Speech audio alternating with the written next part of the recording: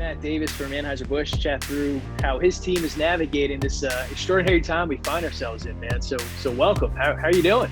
Thanks for having me, JT. I'm doing all right. I'm down in Georgia. I've been here for about 2 months, usually out of New York, but been doing well, taking it one day at a time. How about yourself? Yeah, same thing. I mean, we were chatting, I think, earlier today about, trying to work from home and finding an empty corner where you don't have kids and other family members running around. But yeah, doing well. So again, I can't thank you enough. I appreciate you being open to the conversation. As we discussed, we've all recognized how collaborative and synergistic this industry really is. So we're all finding ourselves in a situation we've never been in, right? That's the truth. So, again, our goal here is just to share some of those insights and help people navigate this. And, I think it's also an opportunity, hopefully, to tell your story and what AB is doing. And, again, being a leader in this situation and trying to figure out how you come out of the other side of this and do so properly, but also, again, collaboratively with your partners, right? So, I appreciate it. Well, tell us more, man. So you're in Georgia. So typically – AB's headquartered in New York City. I know you're popping around, flying to events and things like that. You're not doing any of that stuff now. You're not in NYC. Unpack that. So when you guys take me back to, I guess, would be in New York, maybe late February, if not early March. How does that go down? What's that moment when everybody says, okay, get out of the office and go quarantine?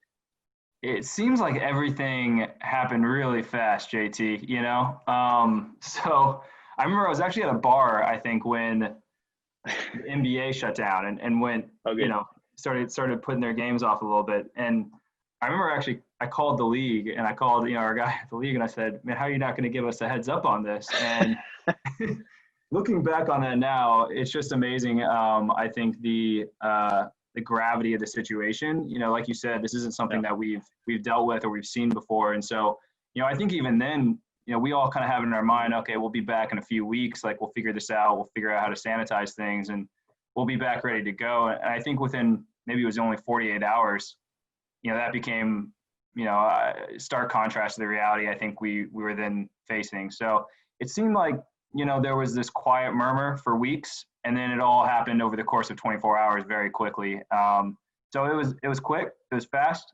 And I got to say, looking back on it, it's amazing. Those first few days, my thoughts to where we are today, right? And I think it's really nice that we have this light at the end of the tunnel with the NBA coming back, and I'm excited for that. I think we're all making the right steps. Yeah, how was it for you guys? I mean, it must have been quick too, right? Yeah, same thing. I mean, again, that March 11th ingrained in my head, right? It's one of those dates now that will stick out. But I can certainly remember chatting with some of our senior leadership that night. Going into that day, I think we were all preparing for, okay, we might have to work from home for a bit. And then, what would games look like if we don't have fans? And if you remember back then, from an NBA perspective, we were planning for the Warriors game that was going to be held in Golden State to be without fans. And that was something now the whole league was reacting to and taking some notes from their leadership. Then the Rudy Gobert and the Jazz and OKC, if I remember correctly, game was paused because he got it. So it became very real at that point for all of us, and constant chats that night about, okay, well, how do we unpack this? And but for us, which I hope you can back up, it was about communication and being honest too. It's not speaking above and beyond anything that we actually knew. It's just being truthful with what we did know but having that conversation. And we have found brands have always appreciated that part of the partnership. If you're communicating, at least it's going to solve for other issues down the line, right? I agree. I think that's been a testament to the sports industry as a whole, is understanding, the value of communication between partners. The thing that I think everyone loves about sports is that anything can happen, right? The team can upset, someone can come back 3-1. Like there's a lot of things that can happen in sports that make it unpredictable. And that's why fans love it. That's why brands love it. That's why, there's so much passion surrounding it. And it makes communication really all that much more important. And I think that became even more clear and apparent, during this time. And, the transparency I think that everyone's shown has been, remarkable and helping us get through this. Yeah. Well, how about, I always give you guys credit. I think you can move quicker than most brands to mobilize some platform and activate against it. Talk us through that, man. I'd be curious to understand how the conversation starts, and there's many things to pull on. I think about the Red Cross promotion first and foremost, but just give us some background. How do you start thinking through those opportunities, and why go one direction versus another, but the speed of what you do it? I'm curious to understand that more. Yeah, it's I'll give our leadership team a lot of credit that I don't know if this was really the case 5 years ago. I think we realized that the brands and really anybody who can break through on social media or just in the collective minds of everyone in America, right? Are those people who can capitalize on moments and do it in a way that you're talking authentically and talking in a way that makes sense for your brands and giving real value and substance to culture, right? And so, I think the way that we're able to move fast is we kind of have a single North Star that's been kind of our mantra, which is we need to think about what is something we can do for the consumers, right? At the end of the day, what can we do for the people who drink our products, people who are fans of the Magic and fans of the NBA as a whole? And understanding that, at Budweiser, Bud Light, Anheuser-Busch, we have a platform that's bigger than a lot of other brands and certainly other people. And how can we use that platform to then drive, change, right? So it all comes down to partnerships. We've actually been a partner with the Red Cross for decades. We've done the, the water campaign with them of delivering canned water to places in need. And so one of the first things that happened when, shutdown, if you will, started coming about is we called the Red Cross and we said, obviously you guys are going to be at the forefront of this, not in the same way that we're used to with floods and wildfires, but this is, clearly a place for the Red Cross to lend a hand, and how can we help you during this time? And they were great. They actually gave us some insight that we didn't know. And I think at the end of the day, being able to move fast always comes down to a piece of insight that maybe we weren't aware of. And what they told us is that they rely very heavily on, blood donations that come from places of work, sporting events, things like that. And all those are now getting shut down. And all the blood drives they had scheduled for really the rest of the year are in jeopardy. And so they had a real shortage of blood. And what we were able to do is really turn quickly and say, because of the foundation, the partnership that we had with them, knowing the, on the other side of sports, the partnerships we had in place too, and the opportunity, because now these sporting venues were also closed, is being able to capitalize on that. And I think that's really all it was, is we knew what we wanted to do, which was how can we help consumers right now? How can we give back? It wasn't about, selling beer necessarily. And we found that with our partners, the Red Cross. That's great. Well, how's it gone? I mean, 3 months into this, what are your thoughts on performance? And not that it's about performance, but has it worked? Has it gone well? It has, yeah. And I know a lot more about blood drives than I ever thought I wanted to, JT. But it's been going really well. The guys of the Red Cross, the girls of the Red Cross, the whole team there is phenomenal at what they do. It's amazing how well they can still operate those facilities that weren't built for social distancing and things like that. But we've had, 51 days of blood drives so far up to this point. I think we launched, a month and a half ago, which is pretty impressive. 3,800 units of blood. And the Red Cross tells us that, a single unit of blood can save up to 3 lives. So, I think those are the stats that we really care about. For us, it's really about giving back and making sure we're supporting the communities that ultimately support our company, right? And we're really happy with the ability that we were able to do, and pulling that off. And the plan is to continue that, right? I mean, obviously, as we were talking about earlier, we're not through this thing, and hot spots are popping up again, and we all still have to be careful. So, talk us through that. There's a continuation of this. It's not just we did this in April, we're moving on. Yeah, that's right. It never ends, and people coming back to the workplaces in a big way. Who knows when that's really going to happen? So it's going to keep going. I think we have cool opportunities now and bigger opportunities because more markets are kind of opening up. And so there were some cities that we weren't able to do blood drives in initially, like New York City, right? For obvious reasons, it was just too hot of a hotspot. But now that we see some of those cities starting to open up, we have new partners that weren't able to help with this initiative before that really wanted to, but obviously there's other safety initiatives they need to be careful of that are now able to step in and start planning blood drives of their own. So I don't really see an end to it, to be honest with you, JT. I think as long as the need is there, we're going to, keep trying to work with our partners to try to meet it. Right. So beyond that, very active, very innovative brand. What have you all been doing from an opportunity to connect with consumers and engage with fans that, it's not live events, and frankly, the games haven't been going on at all. Talk us through what you've been doing and why. Yeah, it's about finding the fans where they are now, right? I think they all find, they're all at home. They're all looking for things to consume and to entertain and distract, but then also to educate. And how can we, work with partners to make that come to life? So obviously, a lot of that revolves around giving them maybe a peek behind the curtain of, stories that we haven't been able to tell before. And so I know we partnered with you guys at the Magic.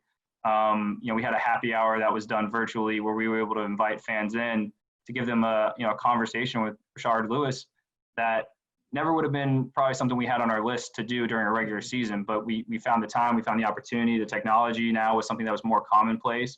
And so, a lot of credit to you guys for being just as innovative, and actually I think pushing us in that respect to say, how can we give a new platform to our own fans that maybe it's just a little bit of a way for them to disconnect during this time, stay close to the team that they love, right?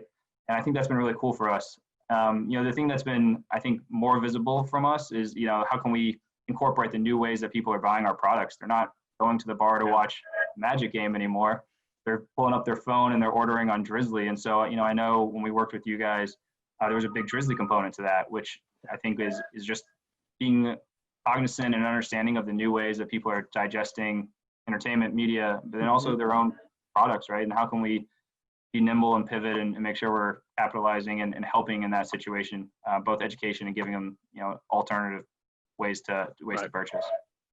What do you think about it? So we talked a lot at the Magic, and I think I shared some of this with you. So you mentioned the happy hour, and there's a lot of these direct to consumer brands that have been doing well, right? I think in general the need it now and come to me culture has fostered things like DoorDash, Uber Eats, so on and so forth. But the experience at home now probably was sped up. And the question again that we were talking about is, does that continue long term, even when live events comes back? So what's your all's perspective? Are you guys thinking a lot about the Drizzlies, and there's many others as well, and how to connect with consumers? Because again, we're all on our phones capturing digital content. You've actually now found a way to, kind of join that experience too. Yeah. JT, I think this just threw gasoline on a lot of trends that were going to happen in the next 5 years that now happened in the last, 6 months, right? So Drizzly is a big piece of that. We've seen, I think there's triple digit growth across a lot of the e-com platforms that we've seen, which is, remarkable, right? But I think it shows there's people, the desire's there, the education's there. I think for sports in particular, it's going to throw, an accelerator on things that we've been talking about. And actually, the Magic, I think, is a little bit more ahead than some other teams as well on, in-stadium innovation. Eventually, fans will come back to the game.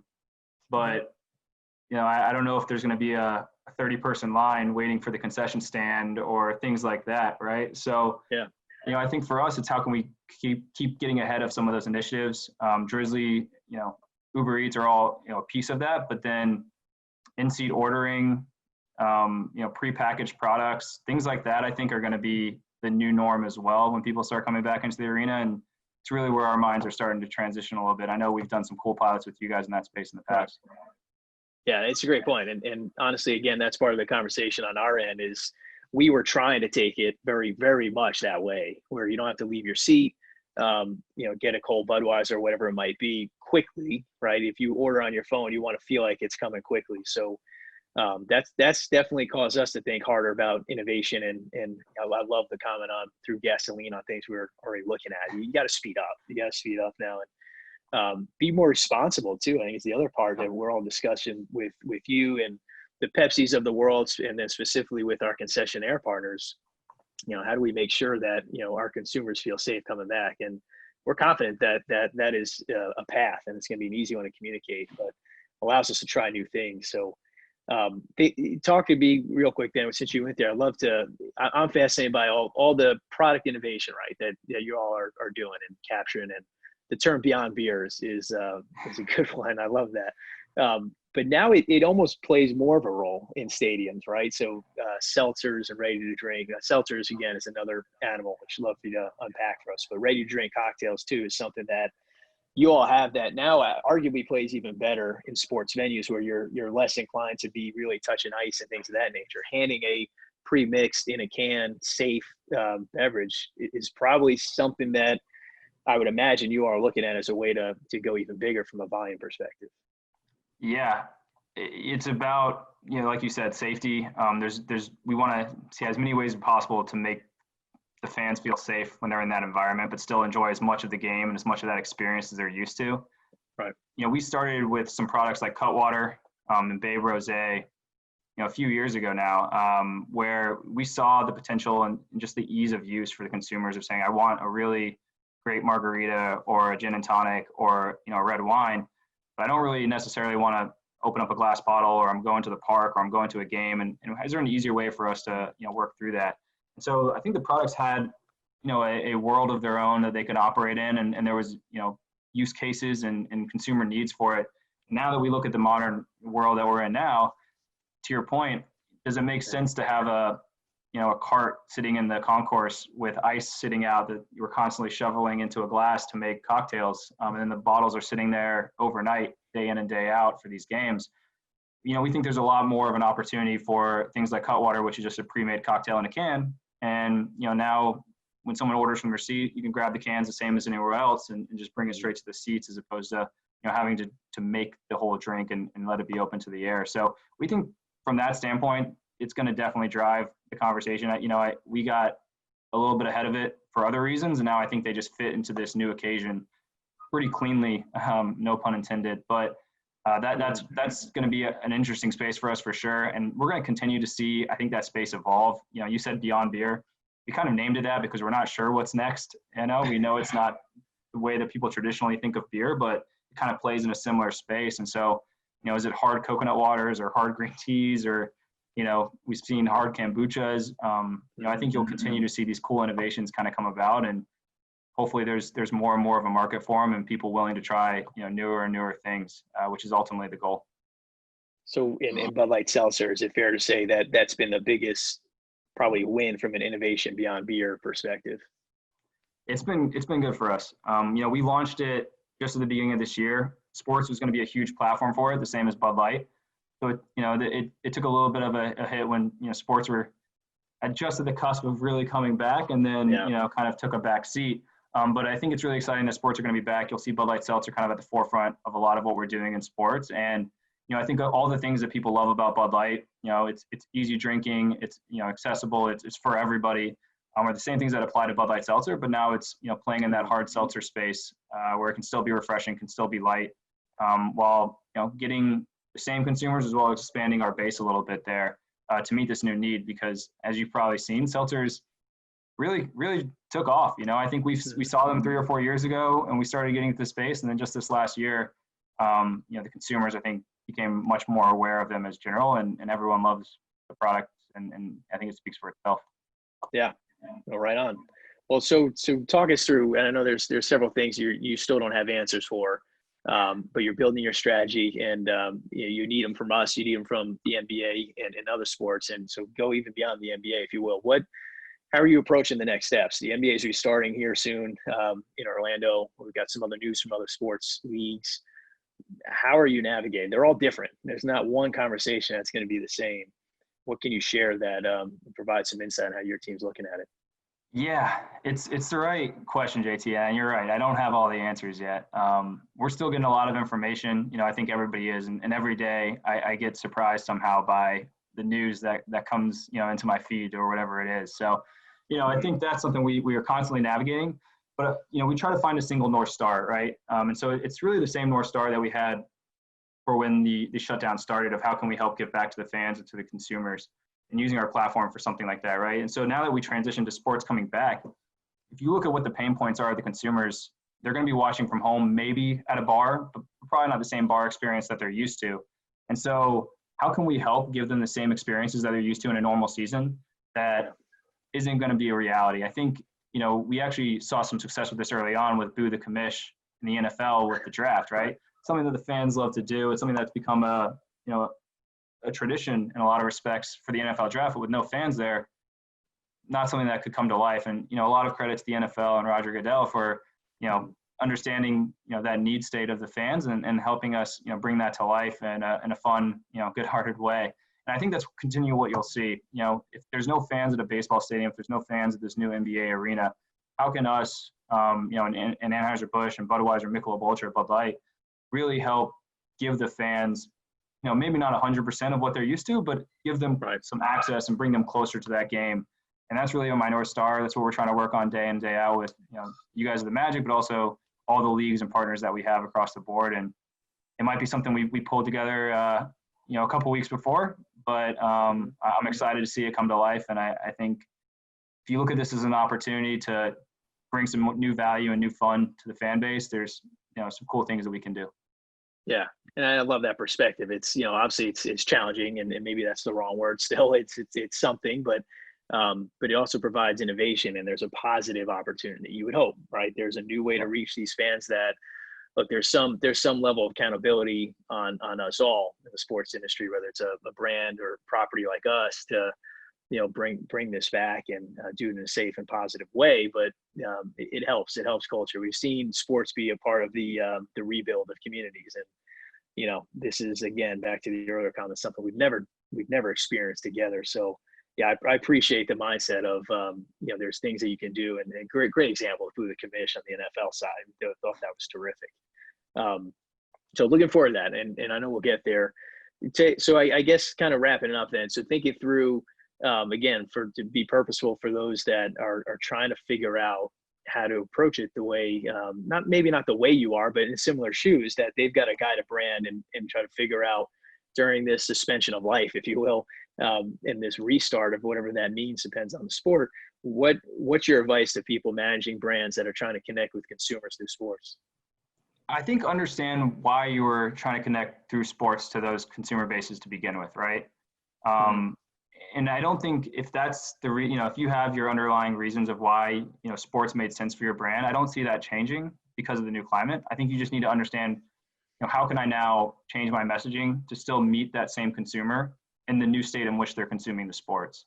So, my advice to any of the brands that are, maybe trying to navigate through sports starting back up in a new world, essentially, right, is find your North Star, find what made your brand get drawn to these sports platforms to begin with, and see, what that consumer base and that fan base really needs from your brand at this time, and how are they consuming the media, how are they consuming the game and the things they love about the game and the way you used to interact with them, and try to meet them at that new playing field and that new ground. I think that's really, just marketing in sports in general. At the end of the day, if you're looking for awareness, there'll always be awareness players there, right? And those will continue to be there in the new world of sports.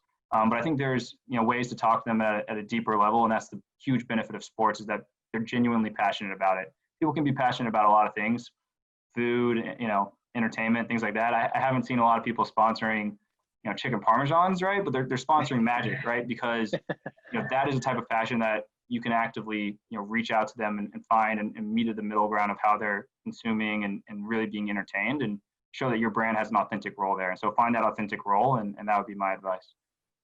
Is it the same? And thank you for that. Building on it though, is it the same as you think about properties? Like how would you guide properties out there that, are in a spot of, somewhat vulnerability as well, of trying to figure out, okay, how do we make sure our partners see the value and everything that, they're partners with us for? What's your guidance there?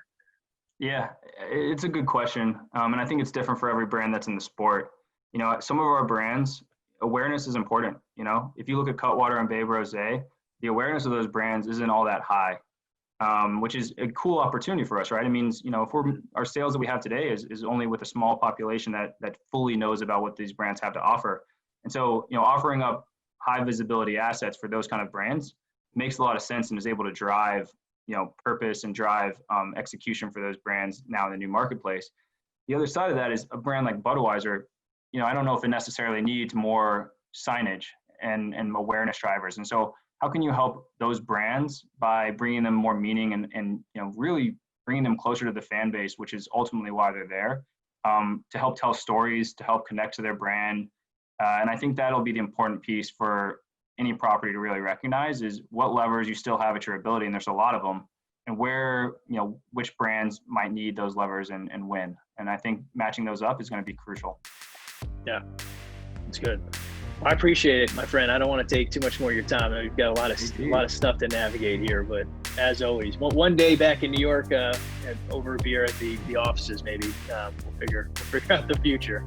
I hope so. I think it'll be coming around here hopefully soon, JT. It's great spending time with you. I really appreciate you having me on. Yeah, man. Well, thank you so much. We'll appreciate it. We'll talk to you soon. Absolutely. Take care.